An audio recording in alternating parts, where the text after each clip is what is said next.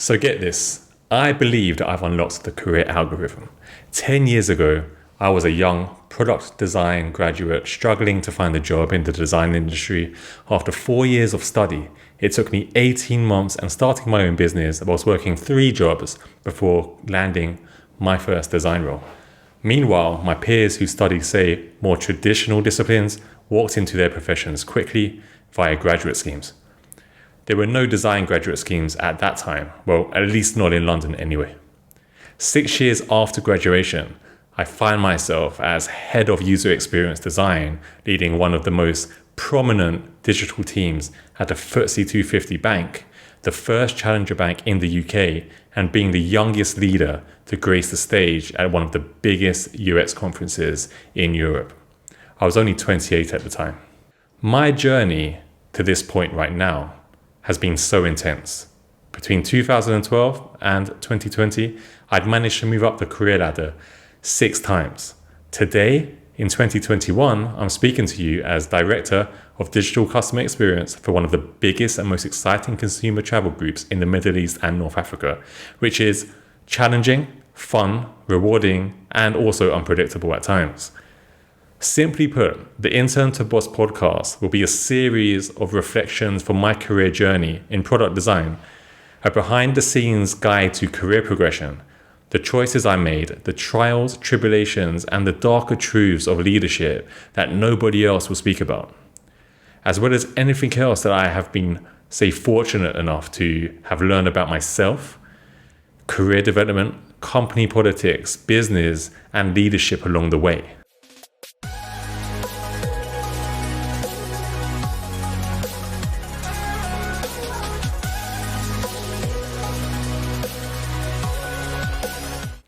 So as I said, I believe that I've unlocked the career algorithm. I know it sounds pretty arrogant and maybe borderline narcissistic, but it's true. And maybe that's why you're still here, to obtain that secret sauce in my possession that will help you to unlock it too. You might be an intern trying to find your way in the corporate world, not sure of what's in store for you in your career, or you might already be a boss, well versed in managing a team of people, and you've stumbled upon this. And you're currently thinking, what the hell is this podcast? And what is this secret sauce? And what does it taste like? And most likely, you might be somebody who is in between those 2 stages of their career, who just is nosy, curious to understand what on earth I can bring to the table, if at all anything. And I don't blame you, because in truth, I would be exactly the same. I'm dubious of pretty much all of the podcasts that I decide to dedicate my time to and tune into and listen to, taking a moment to absorb that content, internalize it, and reflect before adding it to my favorites list. But I advise that you do the same with this one. I do hope, however, that this podcast does not disappoint and promises something for everybody who cares deeply enough about their career and aspires to accelerate their career prospects, increase their professional confidence, and smash it at work daily. If these sound like things that you would like to do, then do stay tuned and listen to the rest of this podcast series. So, what is this secret sauce that I speak of, and what makes me qualified to teach you the recipe? And how do you even know if you'd even like it? Well, let's start with a short story. As a young 20-something intern, I discovered a formula to beat the odds. I was young, mixed race from South London, the first generation in my family to attend and graduate from university. And although a degree that I received in product design was ranked number 1 in the country at the time, nobody in my field would hire me. And I have a myriad of theories as to kind of why this was the case, which I will save for another day. But imagine that 4 years of hard work for what?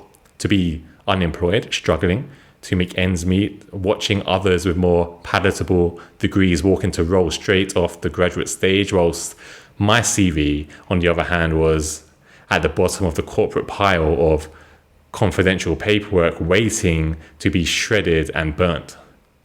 After 6 months of job applications, my self-esteem was at an all-time low.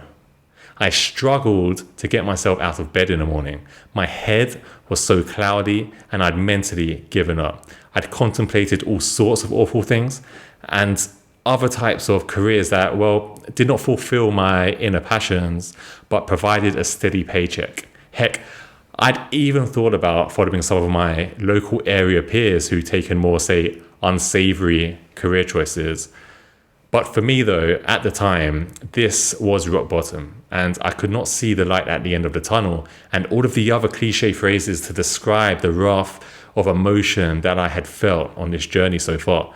The weight of the world that I believed was on my shoulders, the most significant being the disappointment of my parents, who, by the way, were actually highly supportive through my ordeal and who I loved to bits. From early childhood, I was sold this dream, as many of us were, or this ideology that life is set in stone. You find your passion, choose your career, study like crazy, obtain a piece of high quality paper with your name on it, and earn lots of money, living happily ever after. But for me, the latter was not in my crosshairs. I'd checked every other box except the ones on monetary reward and happiness.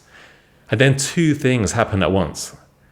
Brendan Burchard and a talk from my parents, or the talk from my parents, both of which were equally inspiring and both giving me the reality check that I needed to understand that my financial and happiness potential relied entirely on just one variable: me.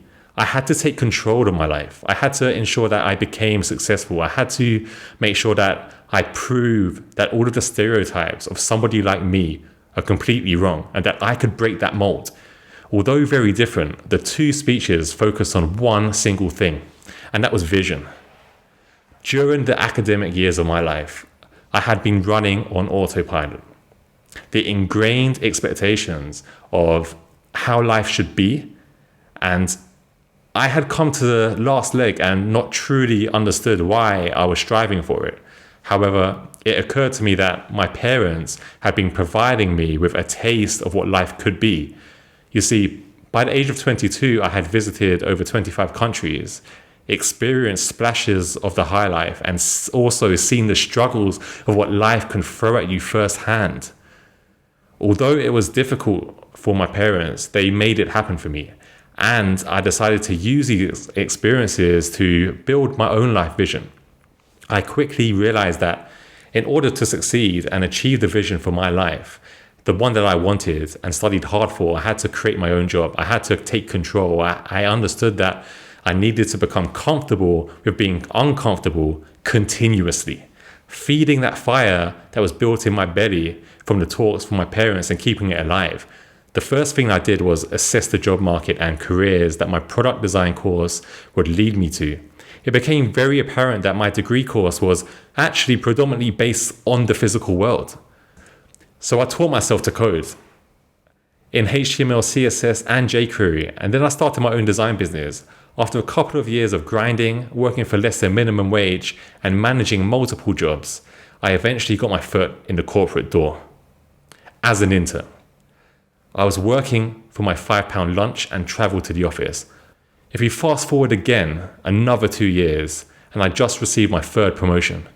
And whilst on the way to a large government client, in my new role as a UX design consultant, I had an epiphany. I realized that I had unlocked some sort of methodology and a set of behaviors that had enabled me to catch up with my peers who'd obtained jobs immediately 4 years prior to me.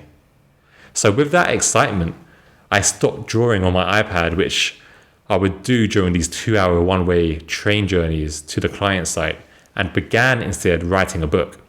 This book contained the very principles that I had been employing during my short career and the tactics used to win over my colleagues, clients, and bosses time and time again.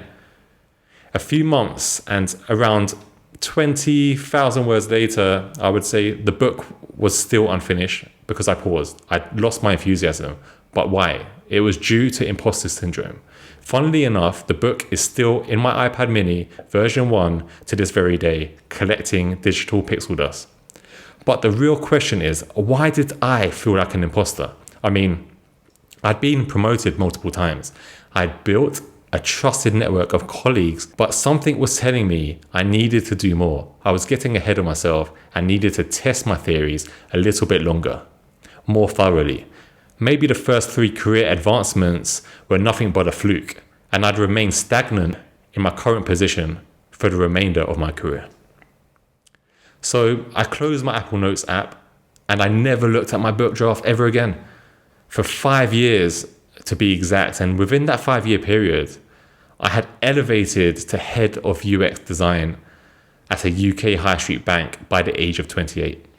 These advancements had proved my career model in spades. I knew how to navigate the corporate ladder effectively, identify the opportunities, build a peer network, confidently pitch my strengths, and humbly admit my shortcomings, which all led me to rise to the highest echelons of my discipline. At the time, UX directors and chief design officers, as we see today, were pretty rare outside of Silicon Valley. But finally, I understood what I did to get to where I was and wiped the dust from my digital book. However, with great power comes great responsibility, and I did not have the time to finish my book as I intended, as much as I wanted to. My obligations and lifestyle took over and prevented me from completing it.